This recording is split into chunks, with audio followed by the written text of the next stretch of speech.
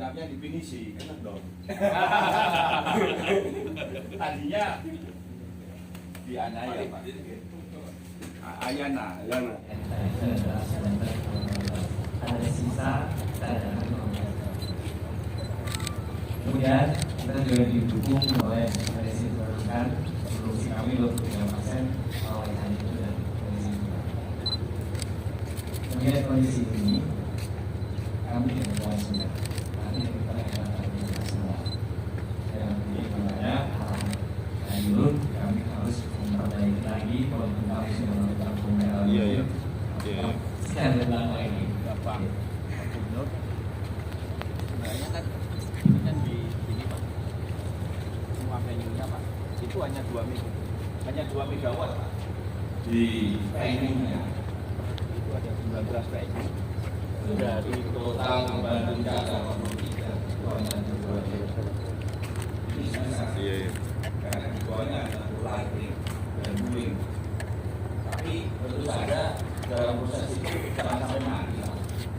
Nah, pengalaman ini Masih hari ini kami tim PLN bersama dengan Pemprov Nusa Tenggara Timur, di sini hadir Pak Gubernur Nusa Tenggara Timur, Bapak Victor Laiskodat. Kami bersama-sama mempersiapkan sistem kelistrikan dalam rangka mendukung KTT ASEAN yang akan dilaksanakan di Labuan Bajo.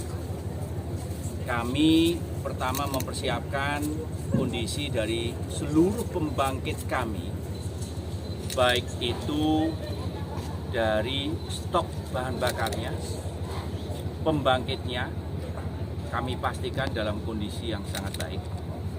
Kami juga memastikan bahwa kondisi transmisi dan gardu induk kami dalam kondisi yang sangat baik.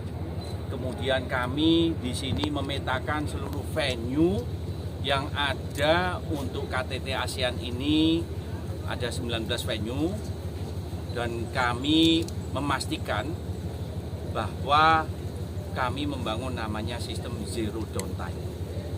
Dan khusus untuk venue-venue, kami di sana memfasilitasi adanya UPS. Kemudian kami juga membangun sistem yang didukung dengan genset. Kemudian juga pasokan listrik dari PLN yang sudah berlapis.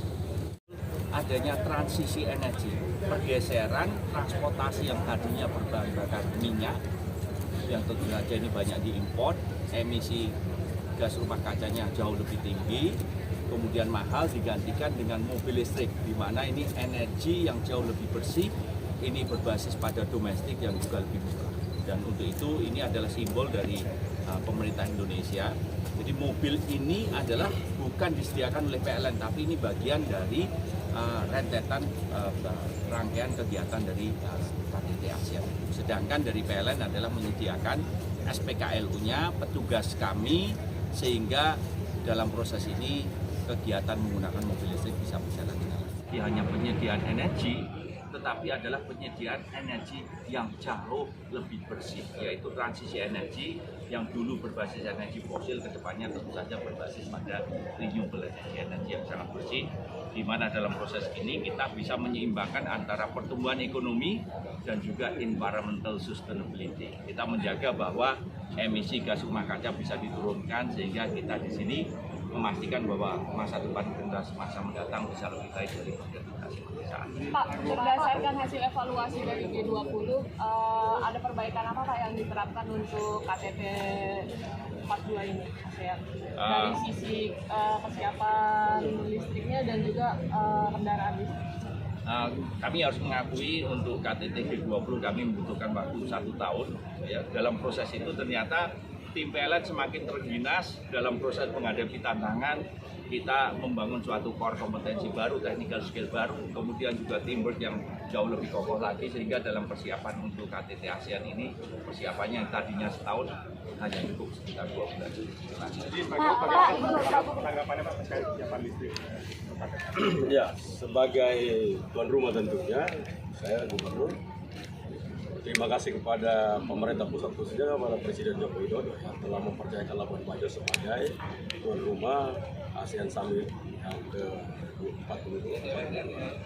Tapi kita tahu bahwa ini sebenarnya jauh dari layak lah sebenarnya. Labuan Bajo itu indah alamnya, tapi infrastrukturnya, akomodasi yang ada kan jauh dari layak sebuah event internasional. Mengapa Pak Jokowi berani untuk menempatkan di Labuan Bajo? Karena memang masa depan Labuan Bajo akan seperti itu.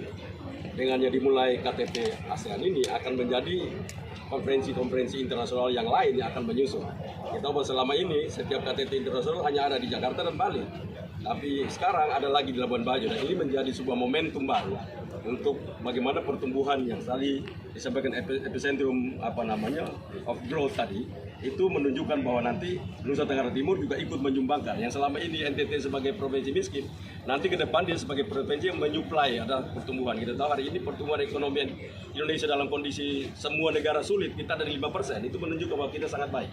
Dan apabila nanti provinsi-provinsi yang minus seperti Papua, Maluku, NTT itu bisa membenahi diri seperti saat ini yang dipercayakan Presiden, kita akan terus berubah. Apalagi dunia sedang bergeser pada renewable energy, seperti disampaikan oleh Pak Dirut tadi. NTT memiliki banyak sekali renewable energy, ada dari angin, matahari, arus laut, biomasa, semuanya lengkap panas bumi.